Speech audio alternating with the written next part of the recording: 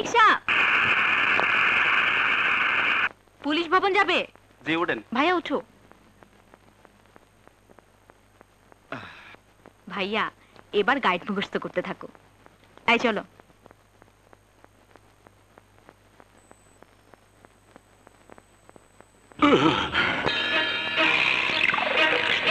না খেয়ে চলে গেছে। প্রিয়াকে নিয়ে আর পারছি না। কেন, কি হয়েছে? কি আর হবে, ঢাকায় যেমন সকাল থেকে রাত পর্যন্ত হই হুল্লা করে ঘুরে বেড়ায়, এখানে সব তাই করছে। ঠিকই বলেছিস, নিশ্চয়ই ওর এই মফস্বলের হাট বাজারে শপিং করে বেড়াচ্ছে।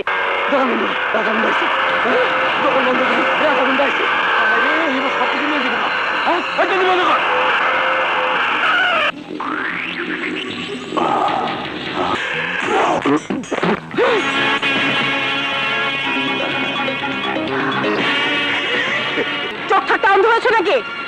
না ম্যাডাম, আপনাকে দেখে চোখে দাদা লেগে গেছে। ভালো ভালো মুছে দাও বলছে। যেছি যেছি।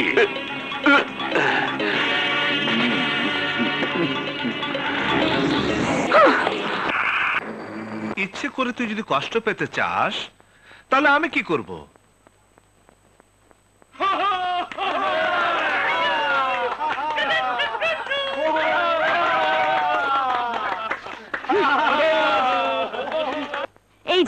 এই যে ভাই, দেখছেন না পড়ছে, হাসাহাসি আর হইচই অন্য কোথাও গিয়ে করুন।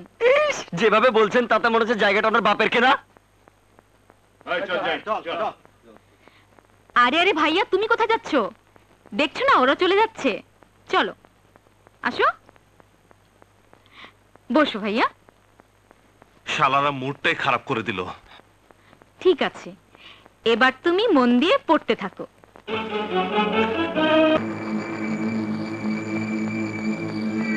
প্রকাশ্য দিবালোকে একটা লোক খুন হয়ে গেল, অথচ আপনারা কেউ বলতে পারছেন না কে খুন করেছে। স্যার, চাঁদা দেওয়ার ভয়ে রাজাগুন্ডা আসার সাথে সাথে আমরা দোকান বন্ধ করে দিয়ে লুকিয়ে পড়ি। হ্যাঁ স্যার, আমরা কেউ দেখিনি কে খুন করেছে, কিন্তু খুন যখন হয়েছে তখন খুনিকে ধরা পড়তেই হবে। তবে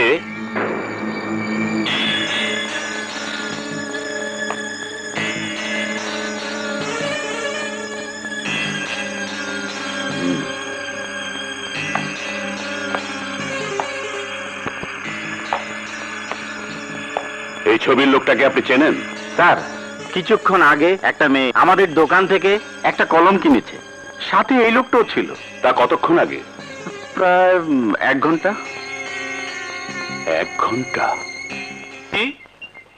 তুই আমার সাথে বাড়ি ফিরবি? হ্যাঁ।